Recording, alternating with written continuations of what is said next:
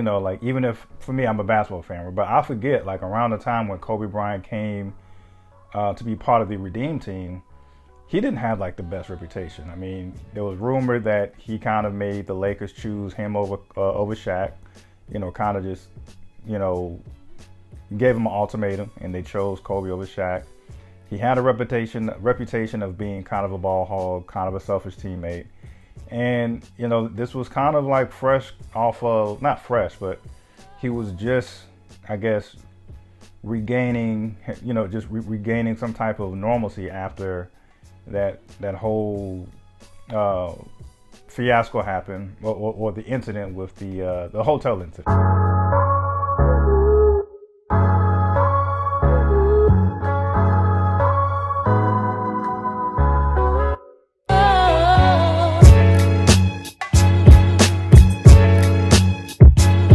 Hey, what's going on, folks? Another episode of Just My Opinion with Ryan, and we are talking about the Redeem Team, which is on Netflix. And man, yeah, it was beautiful to watch, man. Very beautifully, just beautifully chronicled as far as how Team USA basketball was up here, and how it just failed the 2004 season. And then it just really just documents their rise back up to like that redemption. This was shot so well and just delivered so well. I got emotional on several parts, especially because Kobe Bryant is in this quite a lot, showing some moments with him and Gigi, and it just really shows you how what's the word I'm looking for? Just how much we really took Team USA for granted because we were just used to being so dominant for so long when it comes to basketball. And yeah, I remember, the times when it was just like, I just automatically just knew that was a W for Team USA. That I remember I didn't even pay attention to some of the games until I found out that they lost, like in the earlier rounds, or got bronze and stuff like that. So that's what really, of course, made national news, because Team USA never loses at basketball. I think before then, what was it? Was it 1972 they got cheated, and then 1988 I believe they got a bronze medal, and then from Dream Team on up until like 2004, it was just pure dominance. But the thing that I enjoyed the most about this documentary was just the type of, you just see like the camaraderie and just a brotherhood that was built throughout this Team USA run, especially when Kobe Bryant came on the scene. I mean, it was one of those things where it's like, you forget that, like even if, for me, I'm a basketball fan, but I forget like around the time when Kobe Bryant came to be part of the Redeem team, he didn't have like the best reputation. I mean, there was rumored that he kind of made the Lakers choose him over Shaq. Kind of just gave him an ultimatum, and they chose Kobe over Shaq. He had a reputation of being kind of a ball hog, kind of a selfish teammate. And this was kind of like fresh off of, not fresh, but he was just, I guess, regaining regaining some type of normalcy after that whole fiasco happened, or the incident with the hotel incident. So there was a lot on the line for Kobe as well. So it was almost like Team USA needed that missing piece to help them, reach the goal.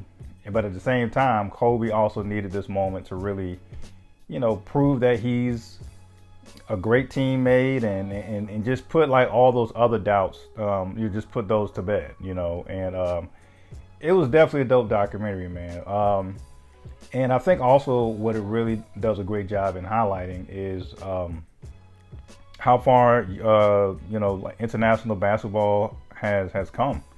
When you think about it, like they were just showing all these dope international basketball players: Dirk Nowitzki, Pepe Sanchez, Carlos Arroyo, Manu Ginobili, Luis Scola, the Gasol brothers, Yao Ming. Like the list goes on and on and on. So it was, I'm paraphrasing, but one of the quotes that stuck out the most from what Kobe said, it was like, you know, when he was talking about when Team USA lost, and he was like, it's kind of beautiful in a sense because this really shows how widespread basketball has become. Like the international talent is really catching up to us to the point to where Team USA was dethroned. But now this redeemed team would try to, let the world know that it's cute and all, but we want that crown back. We want that reputation of being dominant in this sport of basketball. We want that back. So that was just beautiful to see. So there's one example that really, got me so hyped about this documentary.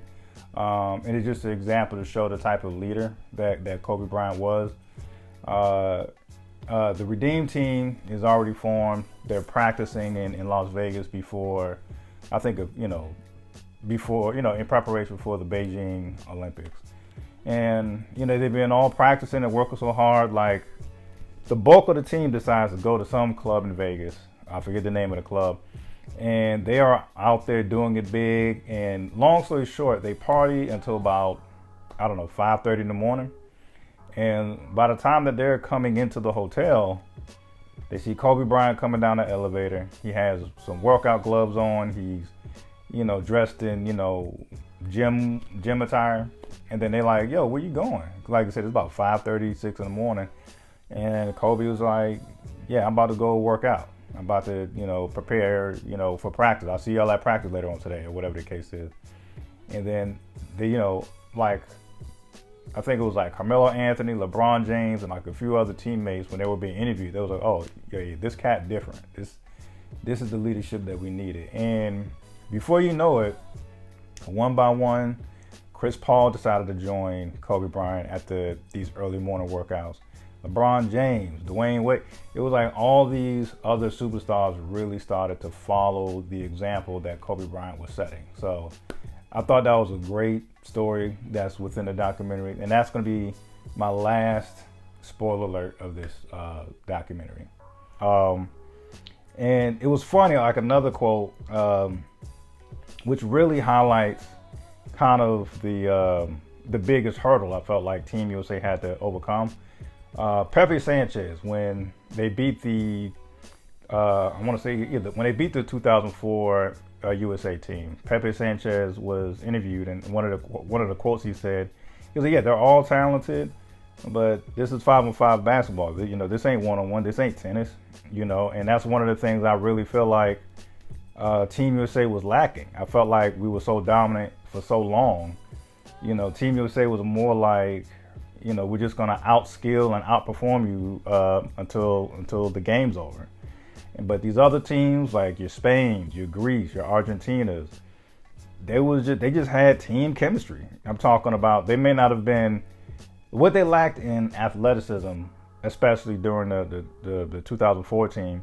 They really made up for in terms of just teamwork and chemistry and just working like a well-oiled machine. Like it was almost like they would make passes that looked like it would be turnovers, but they made passes because they knew their teammate was going to be right there at that point for the three-pointer or the backdoor layup or whatever. So this was a beautiful documentary, man. I really felt like it's also like a tribute to Kobe Bryant as well in terms of what he meant to the game of basketball, not just the NBA, but the game of basketball as a whole. I mean, this guy was an international superstar. I'm talking about Michael Jackson type of fame when he was in China, since it was held in Beijing. So it was just a beautiful documentary. If you're a sports fan, if you're a fan of documentaries, highly recommend you check this out.